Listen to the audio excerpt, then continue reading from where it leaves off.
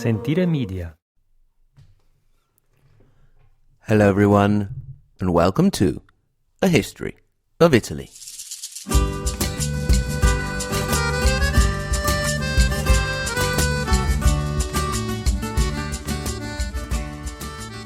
Episode 41, A Runaway Pope and the End of the Fox.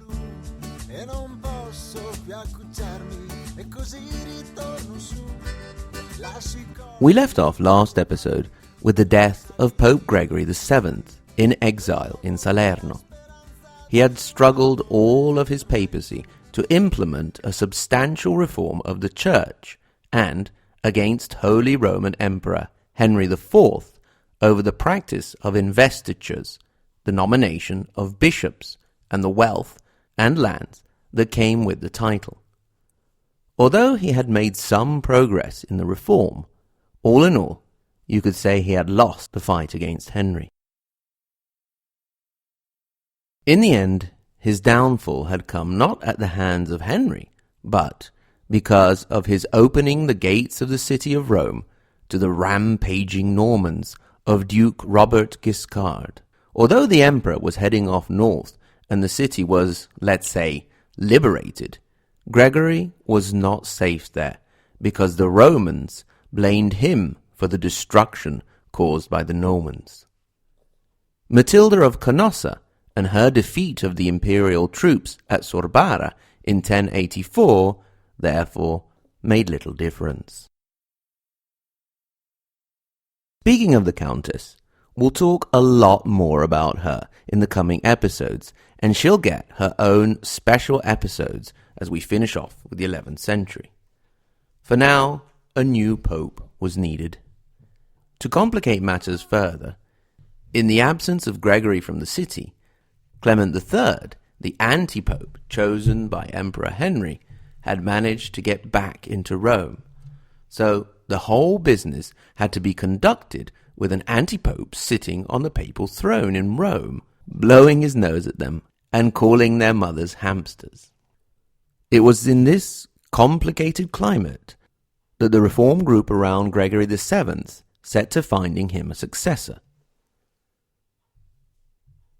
Now, although Pope Nicholas II had tried to set out some fixed rules for electing a new pope back in 1059 that moved the practice a bit closer to the modern-day procedure with the conclave of cardinals, the rules hadn't really been followed that much.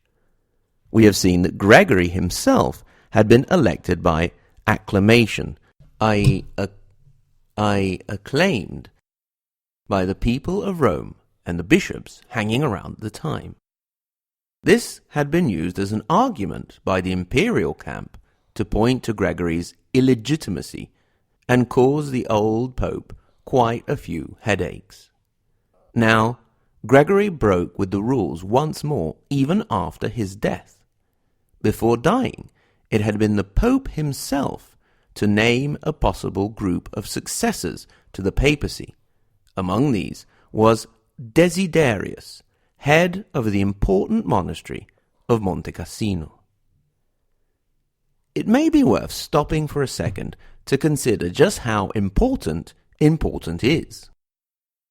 Generally speaking, in the Middle Ages, all monasteries were quite important.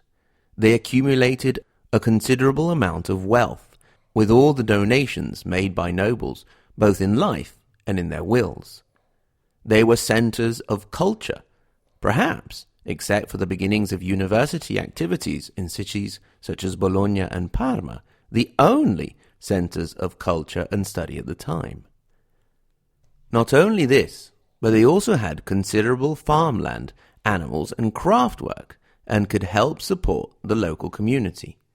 Monte Cassino, in particular, did a lot for the sustenance of nearby Rome. It was this monastery, that of Monte Cassino, that Desiderius was the head of. He was well loved, well fed, and well off. So, when the call came to leave this cushy, comfy life for the chaos, stress, and outright danger of Rome, you can imagine that he wasn't that keen on the idea. His predecessor, Gregory, had made a big show of refusing the job, following the ancient Roman custom, according to which, if you say you don't want the job, then you're the right man for the job. So if you wanted the job, you had to try and prove that you didn't want it. Desiderius really didn't want the job at all. How do we know it wasn't just a ruse? Well, he was elected on the 24th of May, 1086. How long was it before he even attempted to make a move towards taking up his position? 10 months. That's how long it took those who had elected him to convince him to accept. In the end, accept he did, and he took the name of Victor III. The people of Rome and the Reform group were not the only ones pushing for Desiderius to be pope. He was also the man that the Normans wanted to see on St. Peter's throne. They knew him well. He had acted as an envoy for Pope Gregory to the Normans, and they were basically neighbours. Furthermore, by this time, the Normans were looking for some stability. Indeed, on the 17th of July, 1085, the great Norman warrior, Duke of Calabria and Puglia, conqueror of southern Italy and Sicily, had died.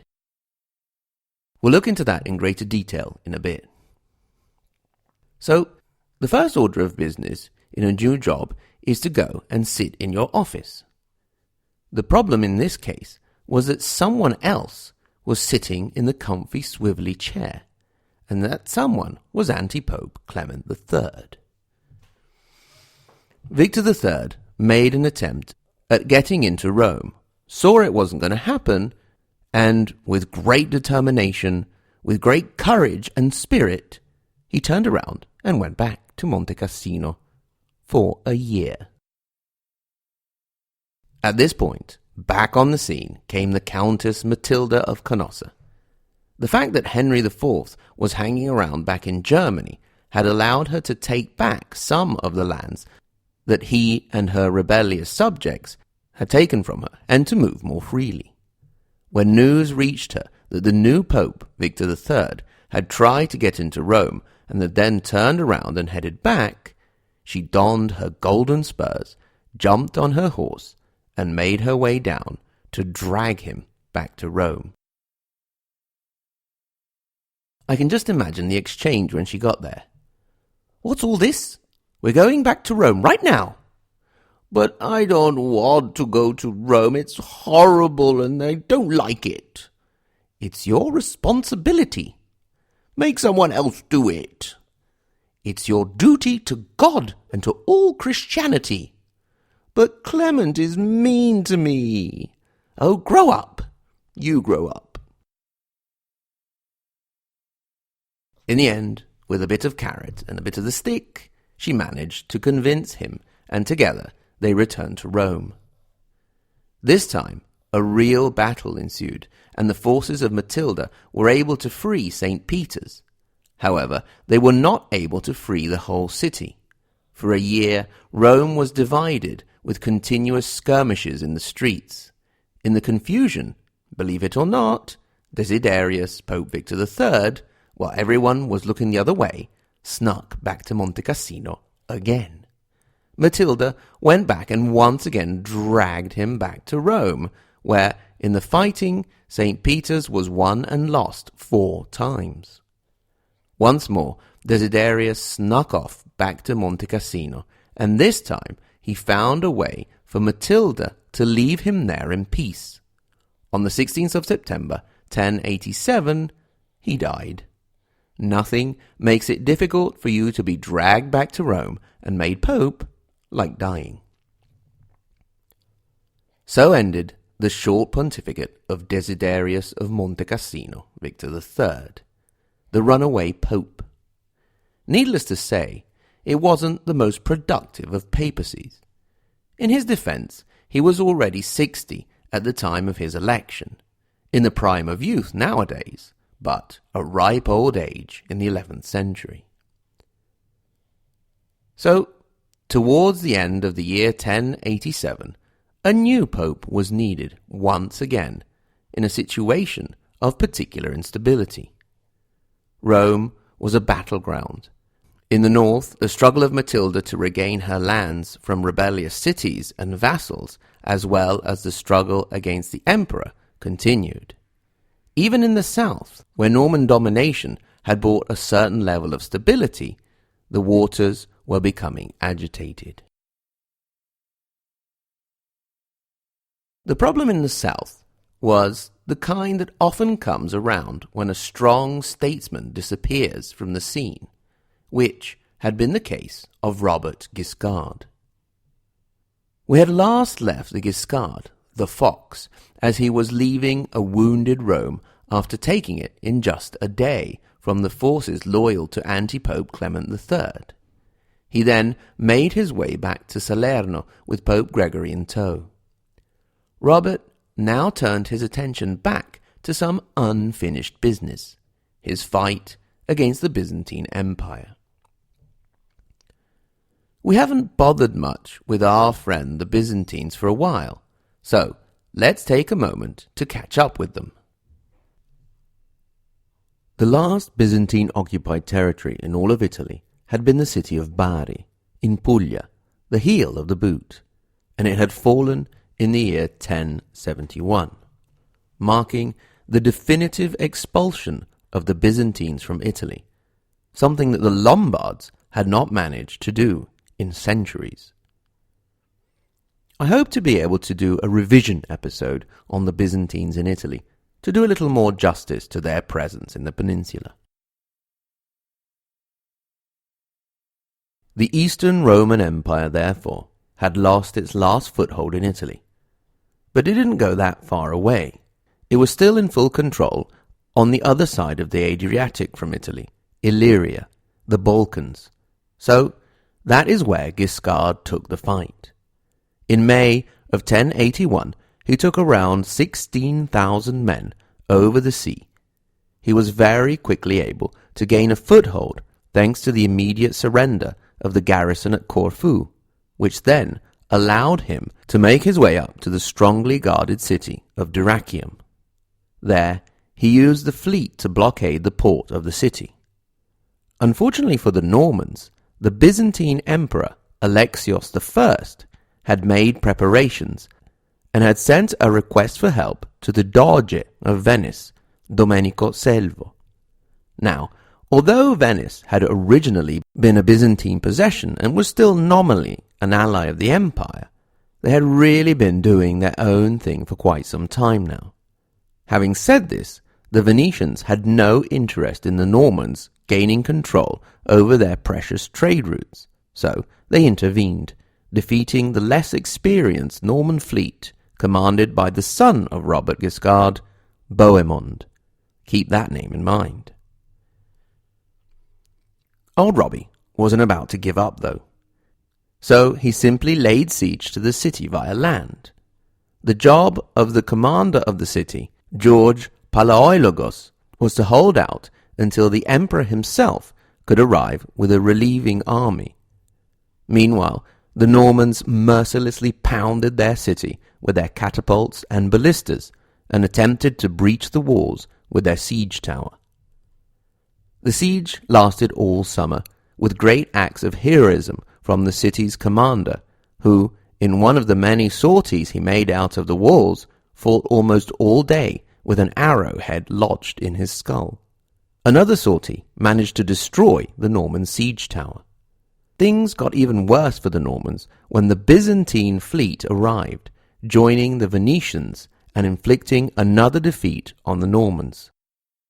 Then disease hit Robert's army, and the soldiers died by the thousands.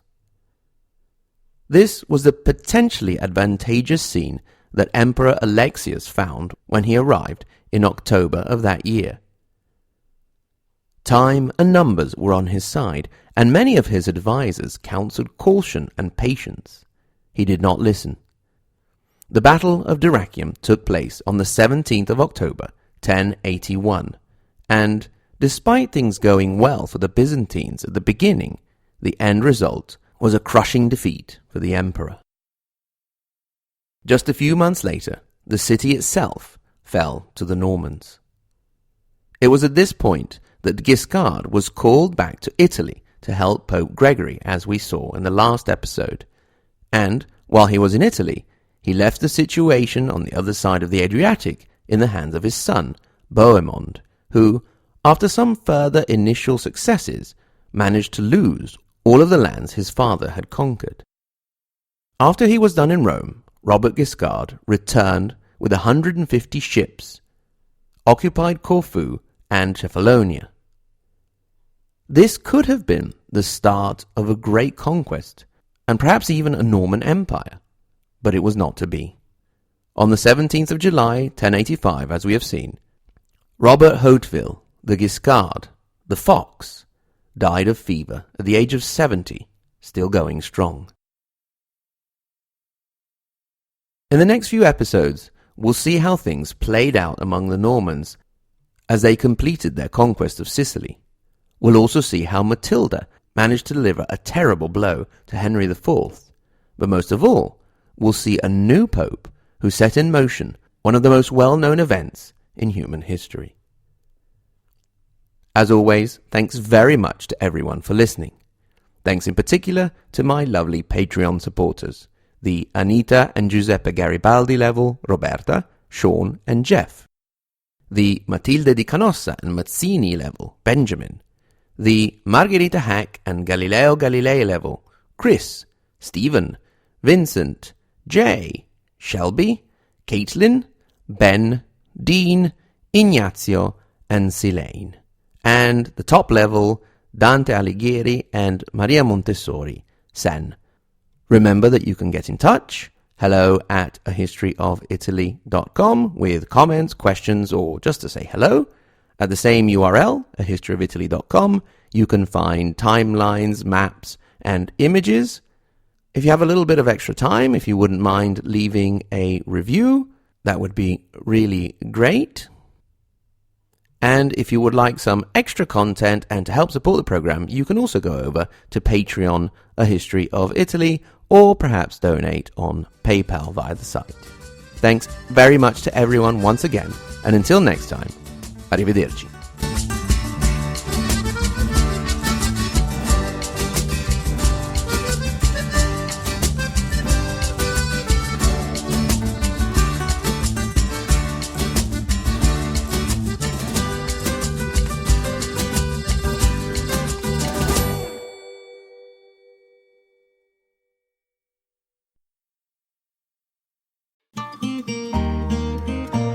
Sentire Media. Hey, podcast producers and show hosts. Do you want to join a podcast network that celebrates all things Italian? At Sentire Media, we understand the allure of Italy and its unique culture. Our devoted team of hosts and producers are all driven by their shared passion for Italy. And we work tirelessly to create the best lifestyle podcasts and content that will whisk you away to the very heart of Italy. With us, you can savor the mouth-watering flavors, get lost in the stories from the past, break down the cultural barriers, and truly immerse yourself in the vibrant traditions of this intoxicating country. If you have a great podcast idea or are already in production and would like to join Sentire Media, head over to sentiremedia.com, that's SENTIRE media.com, and find out how to submit your show.